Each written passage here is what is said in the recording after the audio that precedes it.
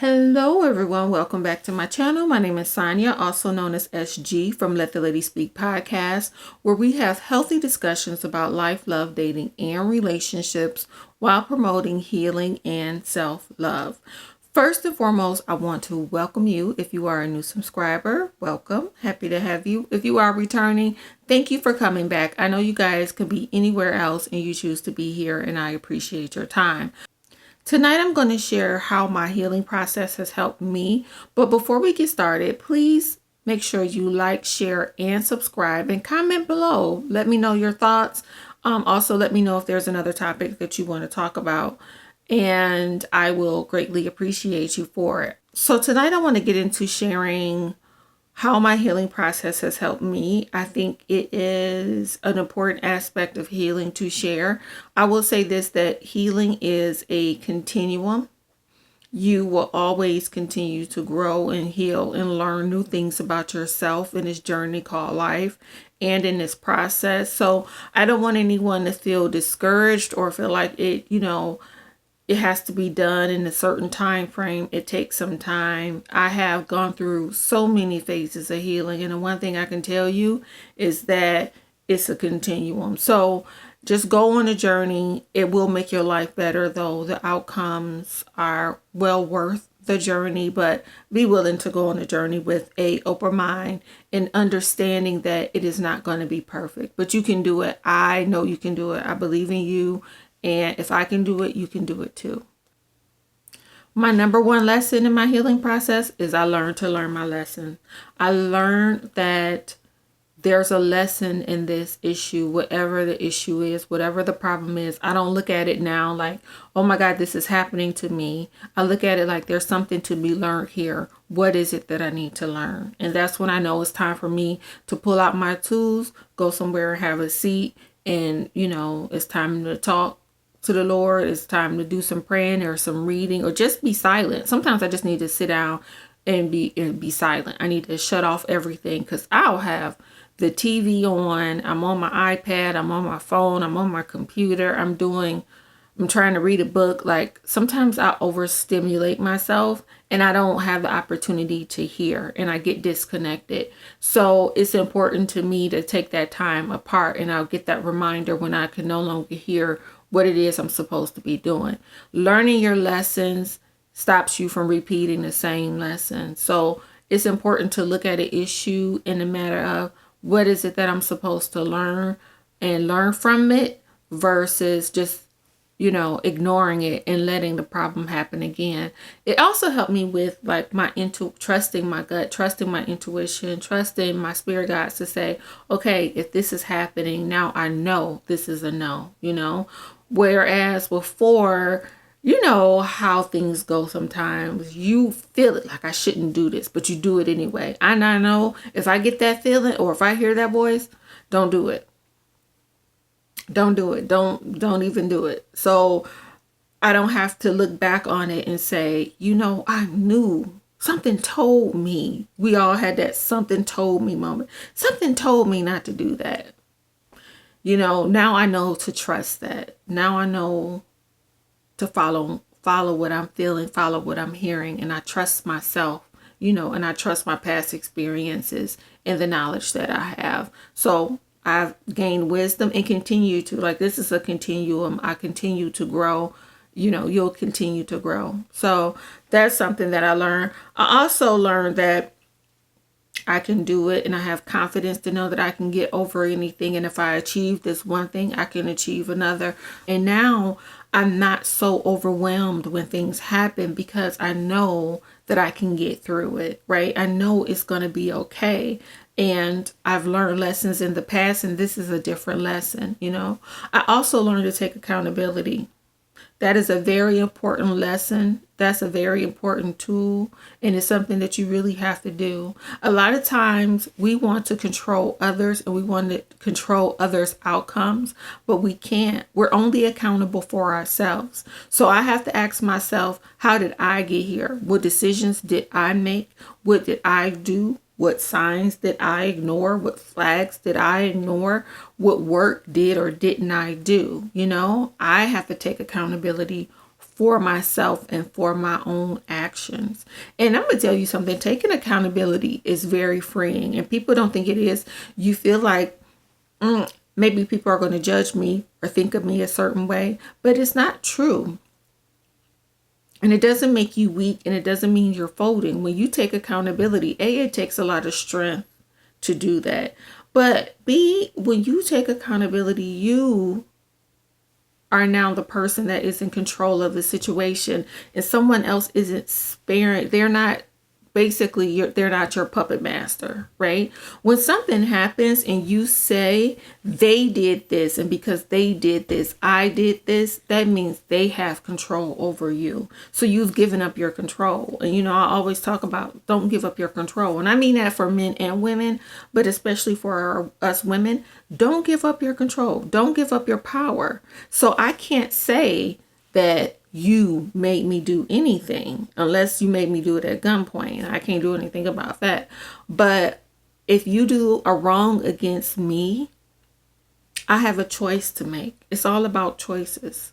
And if I choose to be vindictive, if I choose to hurt you, it's a choice that I make. And the only person that's going to suffer the consequences of the choices you make are you, and of course those that are closest to you if you have children or something like that. So just like with the whole cheating thing, if someone says they cheat because you weren't giving them something that they wanted, no, they cheated because they wanted to cheat. Because at the end of the day, we all make a decision. They could have decided to walk away, to break off the relationship. There's a lot of decisions that could have been made, but you chose to cheat. So that person has to be accountable for their own actions. So you take your power back when you are accountable for your own actions. Not to mention, I always bring the Bible into it, y'all. The good book is the book of wisdom. It really is. It's the book of life. In the Bible, it talks about that. Like, you're going to be the only one that's judged, right? It falls on you. So you're accountable for you, and taking accountability goes a long way. And it's not just in an argument or anything. It's in everything that you do. At the end of the day, what decisions are you making? And did you make an informed decision is what you should ask yourself. Did you have all of the information when you made that decision? Did you really look into it? Or did you make a rash decision? Did you think about yourself and the consequences when you made it? And if you did, then you got to stand in it. And even if you didn't, you still have to stand in it. So accountability is huge. That's my number one lesson from learning my lesson, is that I learned my lesson. I learned to learn them so I don't have to deal with it again. Number two gave me a different perspective. My perspective on things have changed. Like I said, now when something happens, I don't look at things like this. Why is this happening to me? In a sense that, woe, it's me, or someone wronged me. I look at it like, this is a lesson I need to learn. And what lesson is it that I need to learn? So in that instance, I pull back and try to quiet everything, because I can overstimulate myself with the phone and the computer and the TV and everything. I learned to pull back and just to listen. I need to listen and really, pray and journal and do the things that I do to figure out, why, or just be quiet so I can hear the Lord. Sometimes I just need to be quiet and be still, So my perspective has changed. I'm no longer like, they did this to me. I'm more like, what lesson am I supposed to learn from this situation? I am more proactive versus reactive. I don't have a narrative in my head and I'm just going off whatever narrative I've made up because I'm carrying everything from the past or what someone else has done to me into this situation. There's a difference between being wise and having understanding of things versus just carrying your baggage and dumping your baggage on anything that looks like or you think is, or most importantly, you are afraid of. We operate out of fear a lot of times. A lot of times we're just afraid. And since we're afraid, we become angry easily. We put things off. So you say you're leaving before he leaves just because you're afraid he's going to leave you. That's an abandonment issue. just like Jessica and Put a Ring on It. Jessica was constantly projecting her fears onto Eric when really it was her. So healing that part of you helps you to move forward in a healthy manner, right? Everybody's not being punished for your past and your past relationships and bad people or people who've done things wrong to you.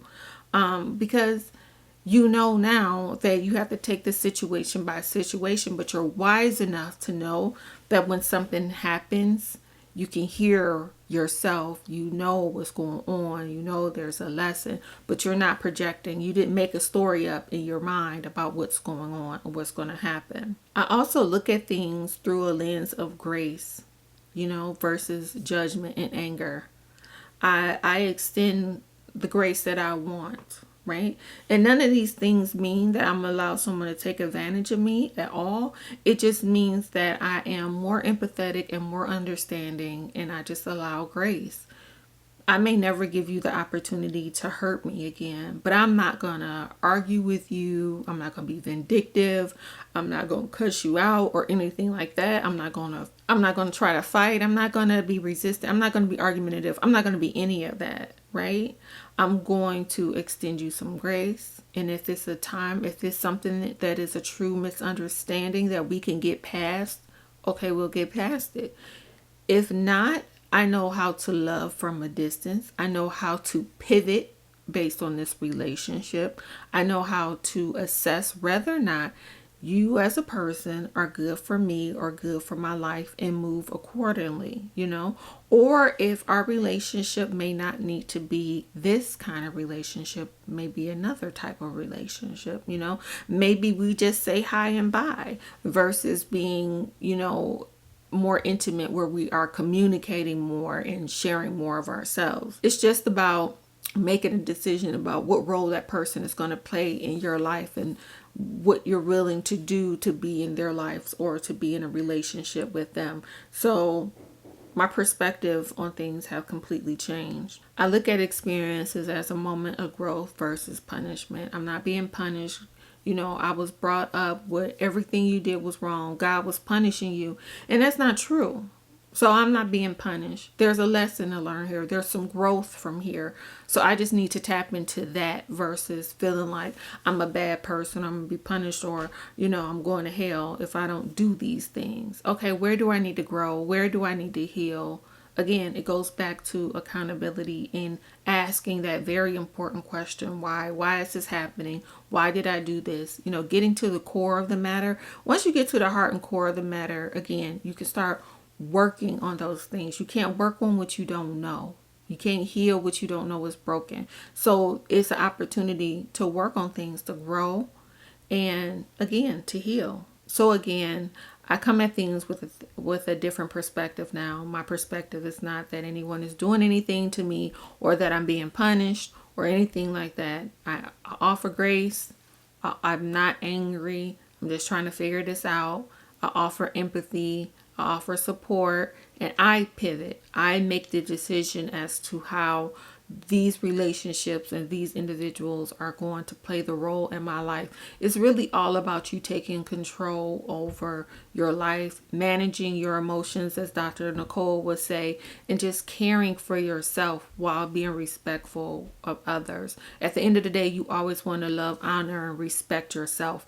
And when you do that to others. Next up is I give empathy and compassion. I talked a little bit about that before, but I am more empathetic. And honestly, that started when I went through rehab with the loved one I told you guys about before that had an addiction, and I went through rehab and therapy and Al-Anon and all that with them. But one thing I had to learn after listening to some of the stories is you just don't know what someone else is going through, what they've been through, what kind of pain they're suppressing and hiding from, So I don't make any assumptions anymore. And I had to learn to forgive the people who hurt me. I honestly have no ill will, hurt feelings, sadness, anger, or anything towards anyone who's ever hurt me, who's ever betrayed me. All of that is gone. There is not an issue there. Not at all. If not at all on any level. And it's because now I am wise enough to know that other people, you don't know what other people have gone through. You have no idea. You know, I've heard some stories and I've seen some people who really been damaged and really been hurt, and it has caused them to do the same. Now, is that right? No, but it's what it is. And so I don't look at them like, you hurt me and I'm going to punish you and be angry with you for the rest of my life. Absolutely not. First off, I don't want that stress. I don't want any of that on me, right? I'm forgiving because it's time for me to move on and live my life. That's prison. That's a jail you're in when you're holding on to all of that. So no, I won't do that. And again, you never know what someone else has been through. You never know what got them there. Like with Kels, y'all know who I'm talking about, the singer. He went through so much. After I watched that documentary, although I felt for all of the ladies, I really did. When I heard his brother talk about what he went through, I felt for him too, which I already know what begots what, right? I knew how he got to where he got to, but I didn't know it had been multiple people who had hurt him. And I had a different perspective when it came down to what his mother did. And it's funny, what his mother did is actually what made him operate the way that he did. And basically the mother took money from the guy who sexually assaulted him. And that's how Kels operated. He gave the parents money. He gave the young ladies money kind of as the lure. So why I don't feel like any of that is acceptable, I have a new found understanding and empathy for people. So again, I'm not carrying that. It's all about you not carrying the burdens and the anger of everything. So I'm not carrying that about any anger. When I say that, I mean any anger or frustration or whatever the case may be about the people who may have done any harm to me. And I understand that that is their problem. That is their cross to bear. It isn't my cross to bear, and I'm not going to bear it, right? So do the work on myself and keep it moving and not wallow in what someone has done to me, and hope that they get healing and that they learn to help themselves and forgive themselves for the things that they have done and forgive the people that have done them. And I forgave myself for anything. I say this often because a lot of times we don't forgive ourselves, and then we carry this shame and this hurt. We feel like it was our fault when most of the time it wasn't, right? And if you did make a bad decision, sometimes you make a bad decision. You learn from it, right? We're going to get the lesson from it. We're going to get the wisdom from it. You learn from it and you move forward. But don't imprison yourself with the fears and the shame of a decision that you made. It could have been informed or uninformed. And it just, again, may not have even been your fault. But just start working on why you made the decision so you don't get yourself in the same situation again. But forgive yourself. It's time to move on. Give yourself grace and mercy. And when I say forgive people, it does not mean they have to be in your life. It just means you let go of the anger that's associated. But you guys, they don't have to be in your life. I love a lot of people from a distance. I love some people to death, honey, or to life, or however you want to say it, and will do a lot of things for them. But I have boundaries. And some people just don't belong in my life every day. And so I don't keep people in my life on an everyday basis who aren't beneficial or healthy in my life. If I feel like you're going to cause me issues, you can't be in my life. So you just set boundaries. You keep people where they belong. My fifth lesson of healing is trust. I learned to trust myself, trust my instinct. And when I get that feeling like something's not right, I trust that and I do whatever it is that I'm being told to do. And if I don't supposed to go there, I'm not going. If I should stay home, I should stay home. If I should help, if I should be a help of someone, then I am a help. I don't dip my nose into other people's business. If I am being told that I am to help, then I'll help. And that's when I help. So if you call me with some issues, I'll say, do you want me to listen or do you want me to intervene? And then, there are other times where I may see somebody that needs money or something like that, and I'll know if there's something I'm supposed to do, basically. So I learned to trust my gut. I know I come from an environment where I know and I understand that there's always predators around and you have to be careful. And I used to always, I was paranoid basically because I'm aware that there's predators out there. And so because I'm aware that there's predators out there, I am careful. You know, opportunists always just look for opportunity, right? So I'm careful. However, I do not operate and stay in fear. I have been protecting myself and parenting myself and others since I was 7 years old. And it's hard to get out of that thought, that frame of mind, that being. But I have learned to listen to my inner spirit and trust my inner spirit. When it doesn't feel right, I go with that's not right. It doesn't feel right. When I hear that, you guys know that new TikTok trend where somebody tap you on the shoulder and be like snake, and the other person's like, yeah, snake. That's me. If I know it's not right, I understand it's not right, and I move in the direction that I'm supposed to move in. But other than that, I'm not walking around in fear and in prison that someone is going to hurt me. So healing myself has let me know that everybody's not out to hurt me. Everybody is not going to do what someone else did. Everyone is not trying to take advantage of me. Everyone isn't trying to do something for me to get something from me. You know, some people are doing what they're being told to do. They may have been told to bless you. You know, it's sad. We've gotten to the point where men can't open the door for women because once upon a time you've been hurt, probably some way similar. A guy was nice to you, and because he was nice to you, he took advantage of you, and now you go through your life like no one can do anything for me anymore. I've been watching some snippets from The Wire because rest in peace, Michael K. Williams. And Michael, who's a character on the show, had been molested as a child. And from that, so many people were trying to help Michael, but he would not allow them to help him because the last person that helped him hurt him, right? You got to heal from that because that is not what everyone is doing. Everyone isn't out to hurt you. So that is something that, you know, healing has really done for me, has freed me from feeling like I am in constant danger and I'm living in constant fear and I'm constantly angry or showing that I am angry. You know, I would put a mean mug on my face so people know not to approach me if I felt like I was in danger. Like, you just know when things are appropriate. And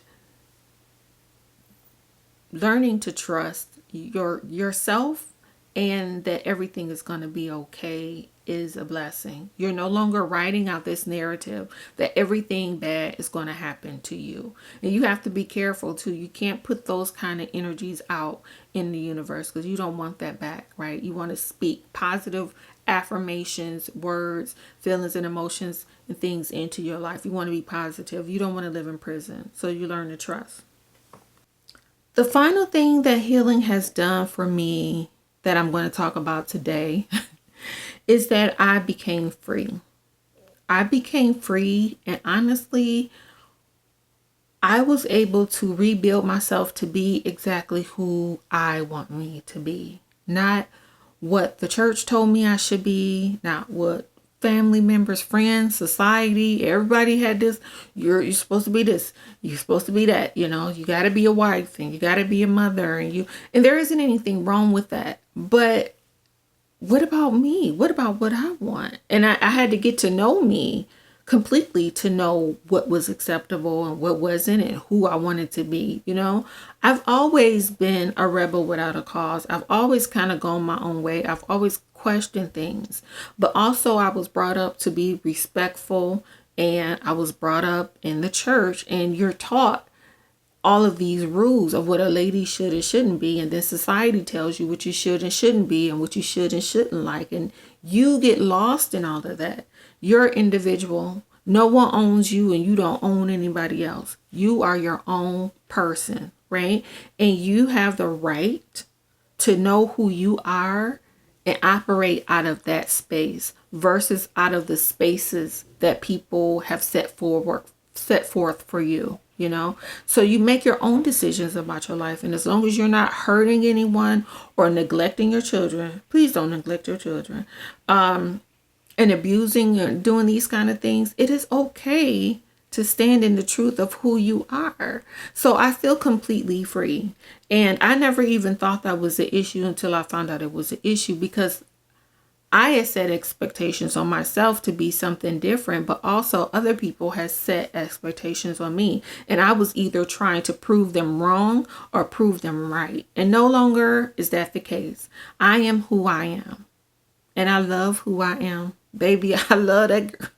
Love her.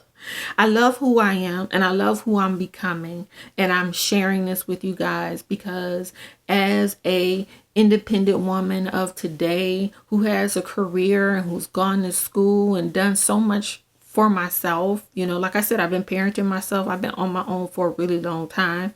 I felt like I had to be all of these things for everybody else, or again, to prove everybody else wrong.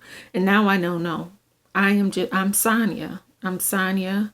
You know, I got rid of a lot. I had to unlearn a lot of the, you know, what I was taught in church about how perfect you had to be for God to love you. And I was living in fear about that. But no, I read the Bible and the Lord said you were chosen. So if I'm chosen, it doesn't mean I have to be a mess. But it doesn't mean I have to be perfect. He knows who I am. He knows where I'm to become. So my job is to just, hey, let me make sure I'm fulfilling my purpose here on this earth. That's what I have to do. Fulfill my purpose. Find out what my purpose is, fulfill it, and do that thing, and not worry about what everybody else thinks and what everybody else who everybody else wants me to be.